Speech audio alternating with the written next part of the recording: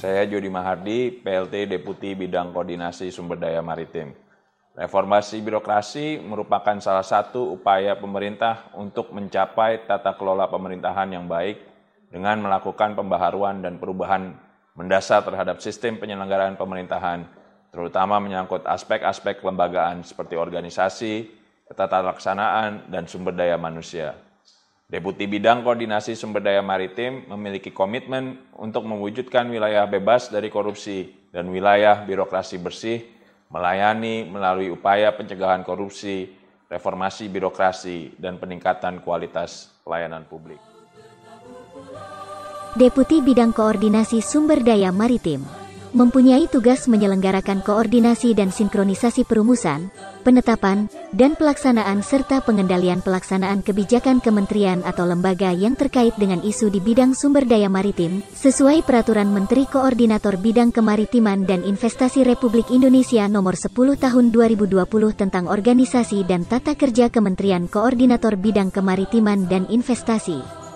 Reformasi birokrasi merupakan salah satu upaya pemerintah untuk mencapai pemerintahan yang baik dan melakukan pembaharuan dan perubahan mendasar terhadap sistem penyelenggaraan pemerintahan, terutama menyangkut aspek-aspek kelembagaan diantaranya, organisasi, ketatalaksanaan, dan sumber daya manusia aparatur. Deputi Sumber Daya Maritim mempunyai komitmen untuk mewujudkan wilayah bebas dari korupsi dan wilayah birokrasi bersih melayani, melalui upaya pencegahan korupsi, reformasi birokrasi dan peningkatan kualitas pelayanan publik. Untuk mewujudkan wilayah bebas dari korupsi dan wilayah birokrasi bersih melayani, pada unit kerja Deputi Bidang Sumber Daya Maritim dibutuhkan peningkatan kualitas pembangunan dan pengelolaan zona integritas pada 6 area perubahan yang diberikan tanggung jawab ke semua unit eselon 2 lingkup Deputi Bidang Koordinasi Sumber Daya Maritim dengan capaian sebagai berikut. 1. Area manajemen perubahan ditangani oleh Asisten Deputi Pengelolaan Ruang Laut dan Pesisir, dengan capaian, antara lain, melakukan pendampingan terhadap seluruh agen perubahan, serta melakukan monitoring dan evaluasi pembangunan zona integritas secara rutin. 2. Area penataan tata laksana ditangani oleh Asisten Deputi Peningkatan Daya Saing, dengan capaian, antara lain, melakukan update data pegawai secara berkala pada aplikasi Marves HR dan MySAPK dan pemanfaatan papan informasi terintegrasi atau pintar serta aplikasi sistem penatausahaan anggaran terpadu atau SIPAT. 3.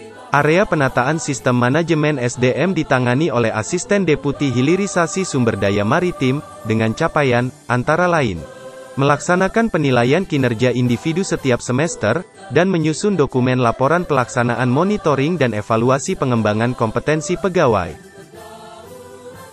4. Area penguatan akuntabilitas ditangani oleh Sekretaris Deputi Bidang Koordinasi Sumber Daya Maritim, dengan capaian, antara lain, keterlibatan pimpinan dalam melakukan penyusunan dokumen perencanaan, penetapan kinerja dan monitoring progres capaian kinerja serta menyusun laporan kinerja secara tepat waktu.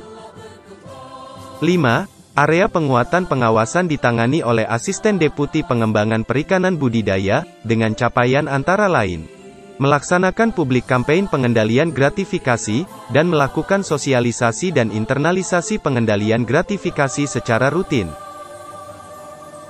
6.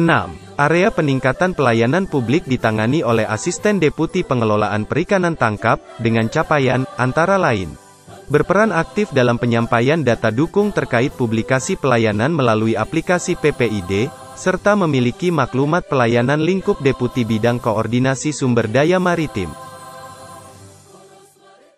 Mulainya sosialisasi reformasi birokrasi, zona integritas menuju wilayah bebas korupsi atau wilayah birokrasi bersih melayani, sering kita kenal dengan banyak konsep WBK atau WBBM, lingkup Deputi Bidang Koordinasi Sumber Daya Maritim, dengan target untuk melaksanakan kode etik dan kode perilaku pegawai guna membangun komitmen yang kuat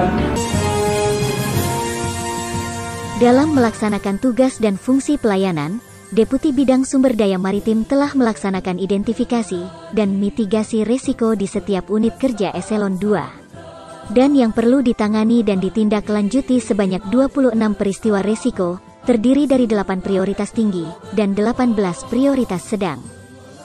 Untuk mendukung sektor pelayanan, kinerja dan penguatan integritas untuk mencegah KKN di lingkup Deputi Sumber Daya Maritim, telah dibangun dan dikembangkan inovasi antara lain. 1. Inovasi di bidang pengelolaan keuangan, laporan capaian output, dan laporan pelaksanaan kegiatan yang terintegrasi melalui SIPAT, atau Sistem Penatausahaan Anggaran Terpadu. 2. Inovasi di bidang publikasi tentang program kerja, informasi surat masuk dan keluar, agenda kegiatan, dan data kepegawaian lingkup Deputi Sumber Daya Maritim melalui Pintar, atau Papan Informasi Terpadu. 3. Inovasi pelayanan koordinasi penataan ruang laut dan pesisir melalui SIK Maritim. 4. Program ICRG atau Indonesia Coral Reef untuk pemberdayaan ekonomi nasional. 5. Program penyederhanaan izin tambak udang semula sebanyak 21 izin menjadi 3 izin melalui 1 pintu OSS sesuai mandat Undang-Undang Cipta Kerja. Pembangunan zona integritas sesuai Peraturan Menpan RB Nomor 10 Tahun 2019 sebagai role model reformasi birokrasi dalam penegakan integritas dan pelayanan berkualitas. Deputi Bidang Koordinasi Sumber Daya Maritim dalam meningkatkan kualitas layanan publik di bidang sumber daya maritim mengacu pada 9 standar layanan yang tertuang dalam Keputusan Menteri Koordinator Bidang Kemaritiman Nomor 145 Tahun 2021 tentang Standar Layanan Kemenko Maritim dan Investasi. Pengelolaan reformasi birokrasi di lingkup Kedeputian Sumber Daya Maritim diharapkan dapat membangun budaya kerja pegawai Deputi Sumber Daya Maritim yang berakhlak atau berorientasi pelayanan, akuntabel, kompeten, harmonis, loyal, adaptif, kolaboratif, dengan semangat bangga melayani bangsa, serta memiliki komitmen mewujudkan sistem penyelenggaraan negara yang efektif, efisien, dan bebas dari korupsi. D2